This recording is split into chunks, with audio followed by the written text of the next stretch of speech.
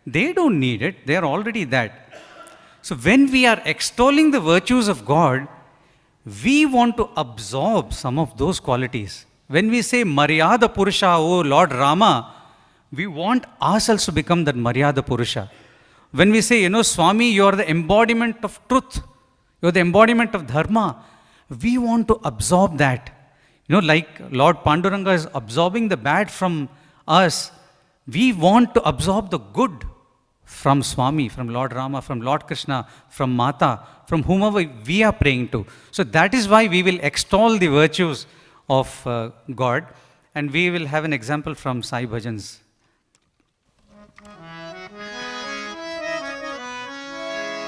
जय जय राम जय रघुराम दशरथ नंदन राजा राम जय जय राम जय रघुराम दशरथ नंदन राजा राम अभय प्रदायक आनंददायक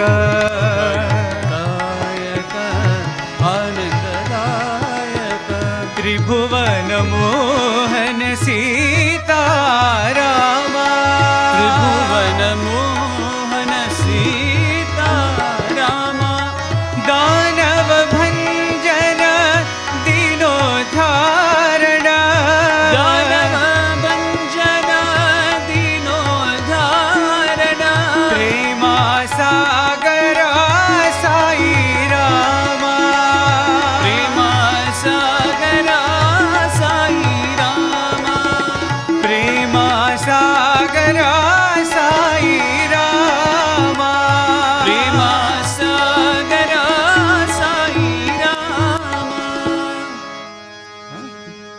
So we can pray to Swami that make us also an ocean of love. Prema Sagara. Make us oceans of love so that we can go around distributing and yet not that love diminish within us. All right. The third kind of Sankirtan would be Leela Sankirtan. Leela Sankirtan is where previously we spoke about the attributes of the Lord. In Leela Sankirtan, we sing about the sport of the Lord, the various acts of His love, which we have seen in the epics, which have been recorded in the epics. For instance, Muralidhara Mukunda Murari Muralidhara Mukunda Murari Govardhana Giridhari Murari Govardhana Giridhari Murari Maya Nataka Sutradhari Maya Nataka Sutradhari Maya Nataka Sutradhari Maya Nataka Sutradhari Maya Manusha Veshadhari Maya Manusha Veshadhari Maya Manusha Veshadhari Maya Manusha Veshadhari. So we could often remember how the different things that Swami has done for us in our life. Those are the sports or the acts of love which each of us have plenty of memories, and we will continue to have memories of Swami doing so many little things for us. There may be even the mischievous Swami that we heard a few things about last night. So for example, in this bhajan, when we talk about Muralidhara Mukunda Murari, right, each one of these have beautiful leelas associated, and that is why it is very important that a bhajan singer, a bhajan connoisseur also reads a lot. We must be able to listen and read about the glory of the Lord. Read the Bhagavatam, for example. Each of these are so tremendously beautiful. When we sing, for example, the Lord, taking out the butter, when the Leela of the little Lord Krishna taking out the butter right? He would stand on top of everyone, he would steal butter. What is the inner significance of that? Right? That's it? Is that all? Oh yeah, okay, some guy, stood on top of this thing, pulled out some butter, ate it. Is that all? How beautifully it is said that pot, which is, which signifies our head.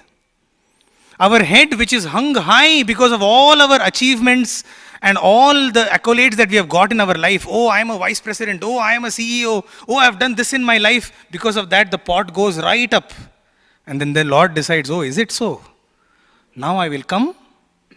Okay, he forms a pyramid. He climbs up to there.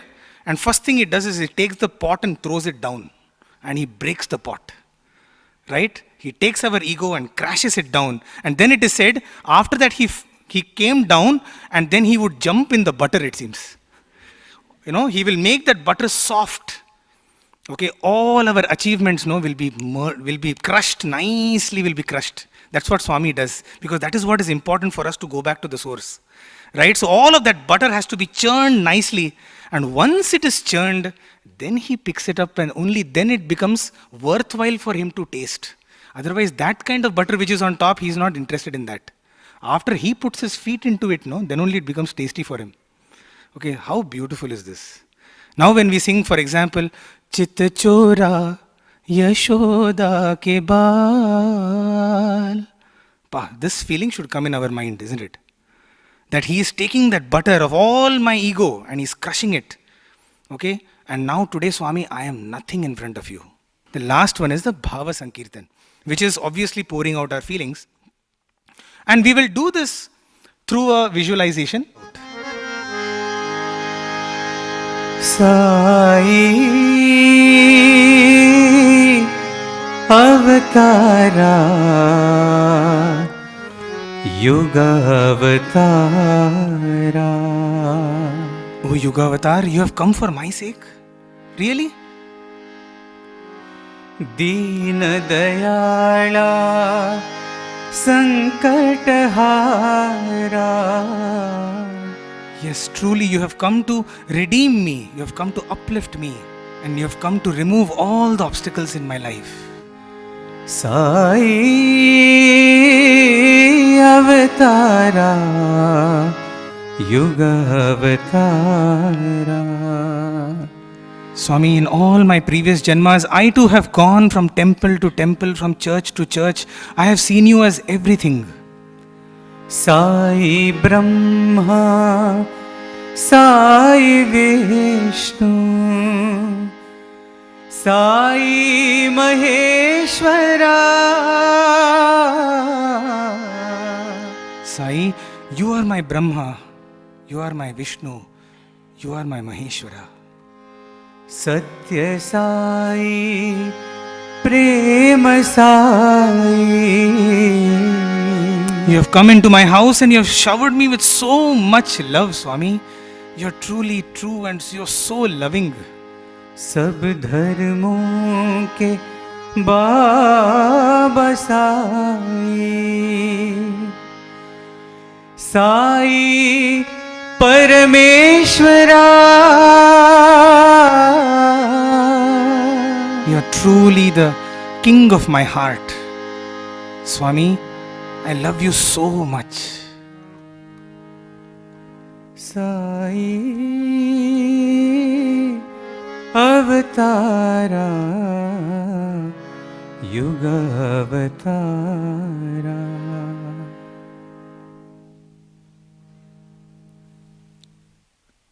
Thank you, Sai Ram. समस्तलोकाः सुखिनो भवन्तु. समस्तलोकाः सुखिनो भवन्तु. समस्तलोकाः सुखिनो भवन्तु.